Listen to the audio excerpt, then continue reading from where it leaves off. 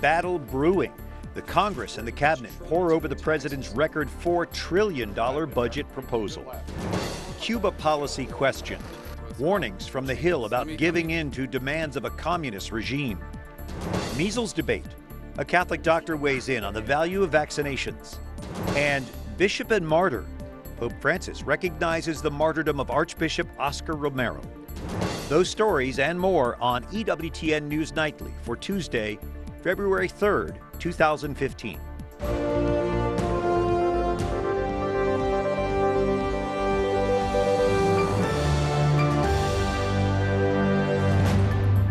Good evening from Washington. Thanks for joining us tonight. I'm Brian Patrick with your news now. More taxes, more spending, more Washington gridlock. To put it mildly, Republicans on Capitol Hill aren't buying President Obama's $4 trillion spending plan. Our chief White House correspondent Suzanne LaFranchi reports tonight. Brian, House Republicans say the president's budget is just more of the same tax and spend policies of the past 6 years. But for the first time under this White House, the Republicans control Congress. The GOP says they will empower people, not government. Strategizing next moves, House Republicans huddled at the Capitol Hill Club early this morning. Top of their agenda, the president's $4 trillion budget. Too much spending, too much taxes. And what are you guys going to do? We're going to fight it. We're going to beat it. Hello, everybody. Afterwards, the leadership held a news conference where they systematically drew stark contrasts between themselves and the White House. The president provided the American people a good laugh yesterday. He sent up his budget. More taxes, more spending, bigger government here in Washington. Their mantra, empower people, not government. It's one that focuses on growing local communities, not Washington, D.C.'s economy. The House is still considering repealing the Affordable Care Act, and many members remain committed to withholding partial funding to the Department of Homeland Security, barring implementation of Obama's immigration executive order. We're quickly committed to funding the DHS, but we don't want to fund that part of the budget that undergirds Mr. Obama's unconstitutional actions. The White House warned GOP lawmakers that action could be dangerous. I have a hard time imagining what kind of case a Republican would make to say that withholding funding from our federal law enforcement officers is good for national security. It's not. House leaders say next week they will vote on the Keystone Pipeline legislation already passed by the Senate and send it to the president's desk. Obama has already threatened to veto that bill. From the White House, Suzanne LaFranchi, EWTN News Nightly.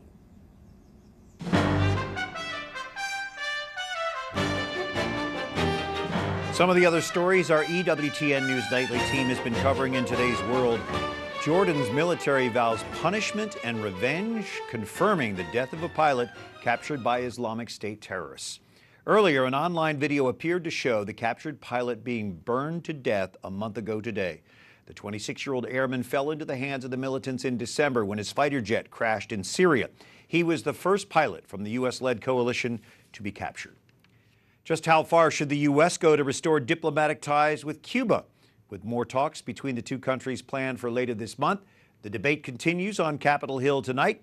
Wyatt Goolsby is here now with that story. Yeah, Brian, today a top American diplomat assured a bipartisan group of senators that the U.S. will not waver in its support of democracy and human rights in Cuba. But skeptics of the president's policy say the U.S. may be giving up too much leverage to the Castro government.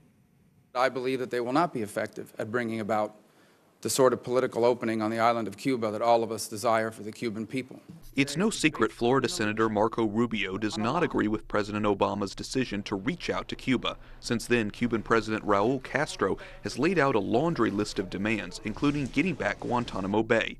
Obama has made no plans to give in to those demands, but Rubio is concerned the president has emboldened an already manipulative regime. The State Department defended the president's policy to open up travel and trade to the country. In all of my experience advocating human rights, and as someone who often supports targeted sanctions against the bad guys, I know of no example where we have successfully promoted democratic change somewhere by going after travel and tourism. But others, including some Democrats, are not convinced.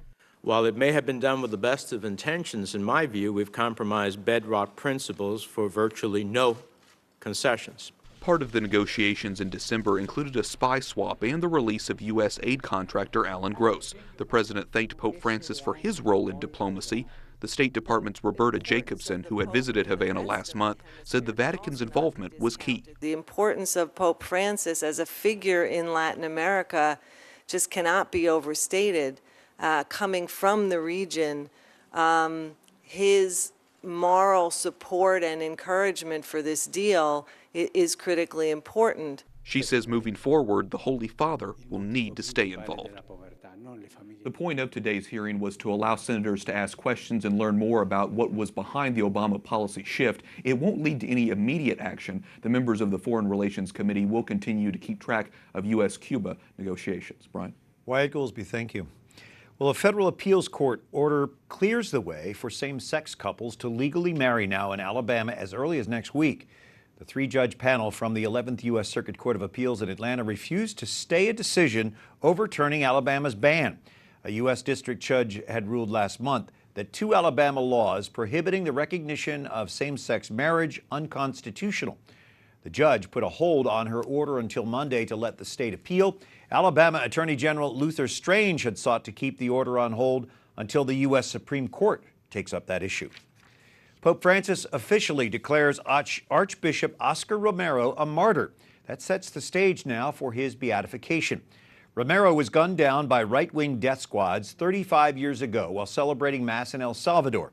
He was a vocal critic of human rights abuses of the repressive Salvadoran government, speaking out on behalf of the poor. His assassination preceded a conflict that killed nearly 75,000 people. Martyrs can reach the first step of recognized sainthood without a miracle attributed to their intercession. One miracle is needed for canonization. So far, no beatification date has been set for Archbishop Romero. Pope Francis also approves martyrdom for three lesser-known priests. Two were Polish Franciscan missionaries killed by leftist guerrillas in Peru in 1991. The other, an Italian diocesan priest who was killed just 2 weeks later while evangelizing, also in Peru. British lawmakers in the House of Commons vote overwhelmingly to allow scientists to create babies from the DNA of three people. If approved by the House of Lords, it would make England the first country in the world to allow genetic modification of human embryos. The law's supporters say its purpose is to stop mothers from passing on fatal genetic diseases to their children. But opponents point out that the changes to the embryos will be passed on to future generations. The law is sparking a fiery ethical and scientific debate in the UK and worldwide. It's something that governments around the world have agreed for the last 20 years that we shouldn't do, and once you cross that line, then it's very hard to stop going down the slippery slope to designer babies. But this isn't genetic modification. We're not altering the nucleus. We're not altering those 50% of genes that come from each parent. British law currently forbids the modification of embryos before they are transferred to the mother. We spoke with a pro-life group in the UK earlier today about the implications of approving a new law. Other countries will look at this regulation which has been passed by the House of Commons, and I fear they may see it as a green light. Unless it's stopped, human beings will be generated in the laboratory whose genetics will be all mixed up. And not only do we think this is a deeply undignified way for human beings to be treated, of course we object to in vitro fertilization just because it's done the way it is, but also there are unpredictable consequences for the human race. The Pro-Life Alliance, one of the UK's largest pro-life groups, urges the British House of Lords to reject this bill. Meanwhile, Pope Francis urges Catholics to tune out trash on television and tune into prayer. In today's homily, the Holy Father tells us to pick up the gospel and talk with Jesus about it for 10 to 15 minutes. With contemplative prayer, he says, our gaze will be fixed on Jesus, not on a TV soap opera. He continued saying our ears will be focused on Christ's words, not on neighborhood gossip. Coming up, teachers fearing for their lives take their case to Kenya's parliament today. And a Catholic doctor and mother tells us what she thinks about vaccinating against measles.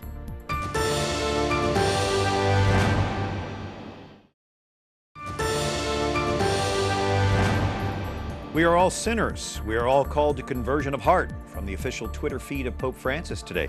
Thanks for joining us on this Tuesday evening. I'm Brian Patrick, the Feast of St. Blaise. And Republican lawmakers almost unanimously passed a law today repealing the Affordable Care Act. It's widely seen as a symbolic gesture from the House GOP, including the 47 newly elected Republicans, but it's drawing frustration from Democrats. I mean, this is the 57th time that we're going to have a vote on repealing the Affordable Care Act. I think this is a colossal waste of time, and I'm not even sure that this is even a serious effort. We recognize why we're here. We're here because it's a problem. Obamacare is a problem. The law is expensive, unworkable, unpopular, and it should be repealed. As the House debated the repeal, the president was meeting with some people who had written him letters praising Obamacare. We're joined by Thomas Miller, who co-wrote Why Obamacare is Wrong for America. He's a resident fellow at the American Enterprise Institute studying healthcare policy. So does this repeal stand a chance in the Senate, or was it simply an opportunity for these new members of Congress to go back and say, hey, we voted against it? I think both are true. It's certainly a good reminder how much opposition there is to this law. It's what candidates campaigned on and current office holders said they pledged to do. It's good to redeem your promises and actually do what you say you're going to do. In the Senate, there's a better opportunity in this Congress because the Republicans have a majority. They can get past some procedural hurdles to some extent. They may or may not be able to have a vote on the merits. It depends upon how the vote is framed in the Senate, but it's important for both houses to weigh in on the merits of this issue, and then we'll see where it goes from there. It's the beginning of a process. More needs to be done than just saying you want to repeal things, but it begins with repeal. So you think there is a point to this? Yes, I do think there's a point to it. And another point to it is, for those who believe that there's only repeal and nothing else, let's count the votes. Let's find out what you can do. Give it a good, honest effort, and if it doesn't succeed, move on to the next play. There are other things that need to be done to improve our healthcare system and make the Affordable Care Act less unbearable, less unworkable than it currently is. So the Supreme Court could actually rule as early as next month that you can't use federal subsidies to pay for these federal insurance exchanges. Would that effectively pretty much dismantle this Affordable Care Act? It wouldn't dismantle the entire act. It would force it to be changed, which is an important step in the process. There certainly would still be some states that have state exchanges. There's other parts of the bill that wouldn't be directly affected by it. But it would reopen the debate, reopen the playbook to consider other alternatives and need to act upon it as opposed to stay in the status quo. So it'd be an important decision and would move congressional progress forward. And that's why Republicans and other opponents of this law need to have something better to come up with. Do they? Yes, I don't think they have agreed on one single approach. I think they're serious about it. I've talked to the people involved in the process. They understand they have to have something on the way to being real and ready to go the day after Supreme Court decision. Going to be some votes that are tough for people to make. That's compromise. But ultimately, because they have no other alternative but to do something, they will. That's how politicians operate. And there's no question that the president will veto this if it ever gets through the Senate. So you wrote Why Obamacare is Wrong for America. In your view, what's the main point? Why? Too much government, too little individual patients and individual decisions being made with the help of markets and the help of assistance to people who can't help themselves. So we can move in the right direction, but Obamacare was the wrong step. We've wasted a lot of time and a lot of resources. It's going to take a little bit of effort to undo what's been done wrong, but we need to start doing things right. And Catholics and other faithful people are very concerned about this mandate from the Health and Human Services that really forces religious organizations like EWTN, which is suing and which will be in court in Atlanta tomorrow, to try to stop this aspect of Obamacare. Is there a way to chip away maybe at some of this, get rid of some of these troublesome things, but still protect those who are insured under this plan? Sure. I mean, just on the conscience, there actually was a conscience protection clause in the House repeal vote today, I believe, on an amendment. But more broadly, we need to decentralize the process. We need to open up less restrictive choices to people to find out how they want to spend their money and what they want in their health care, talking to their doctor and their providers, as opposed to having government as intermediary. There are ways to move in that direction. Some of it's to move it down to the states, some of it's to get the money directly in the hands and the choices in the hands of the individual patients. But we can do that if we can break this political logjam, and there's some progress potentially ahead. So we saw the vote today. Likely the Senate will pick it up now. It'll likely be vetoed by the president. Do you think something is going to come out of this whole thing?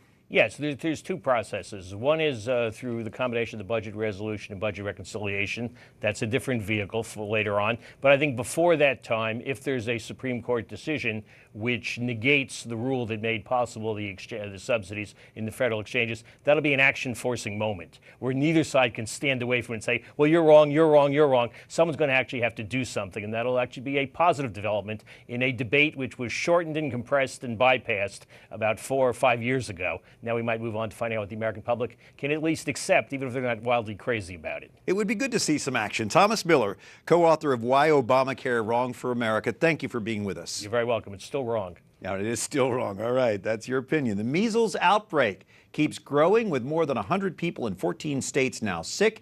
It's creating a political firestorm over vaccines. Jason Calvi joining us tonight with that story.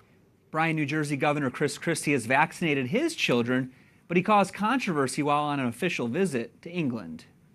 I also understand that parents need to have some measure of choice in things as well.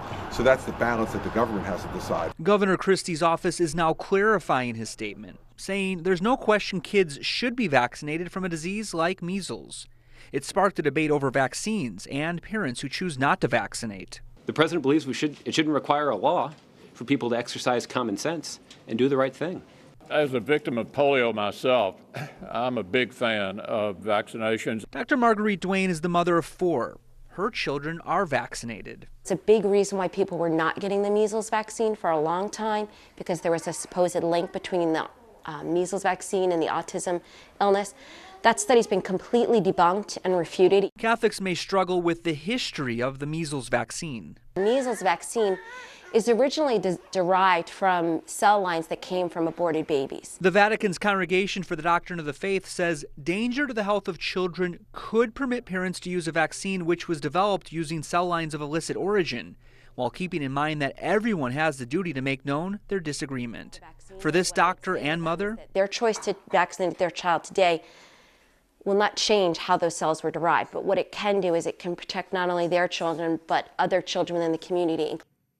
the Centers for Disease Control says the majority of the 102 victims were unvaccinated. They say the vaccine is 97% effective in preventing measles. Brian?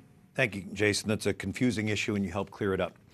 Well, the Ukrainian army struggles to evacuate people trapped by fighting in a strategic eastern town. Soldiers scoured the streets, collecting those left behind who are willing to leave. This railway hub sits between the cities of Luhansk and Donetsk, both held by pro-Russia separatists. The town has been without electricity or water for days now. It's seen some of the fiercest fighting since the separatist offensive began this month after weeks of relative quiet. The UN says at least 224 civilians have died with the escalation of fighting in eastern Ukraine these past 3 weeks.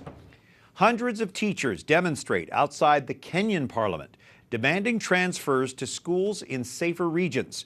Recent attacks by the Somali militant group Al-Shabaab have singled out non-Somalis. Many teachers in northern Kenya bordering Somalia have refused to return to work, fearing further attacks. In November, the Islamic extremist group hijacked a bus. They singled out non-Muslim and non-Somalis and shot dead 28 passengers. 22 of those killed that day were teachers. Nigeria's main opposition leader promises to improve security conditions in that country if elected president. Muhammadu Buhari says his main priority is to ensure people are free to go wherever they want to go. The former military dictator is up against incumbent President Goodluck Jonathan of the ruling People's Democratic Party. The Islamic extremist group Boko Haram is increasing its attacks as Nigeria prepares for the February 14th elections. Boko Haram opposes democracy, vowing to disrupt the elections in Nigeria, Africa's richest and most populous nation. Up next, things are looking up in Detroit, unless you're homeless and the only shelter you can find is being torn down. And a saint rescued from slavery to become a religious sister inspires the church to oppose modern-day slavery.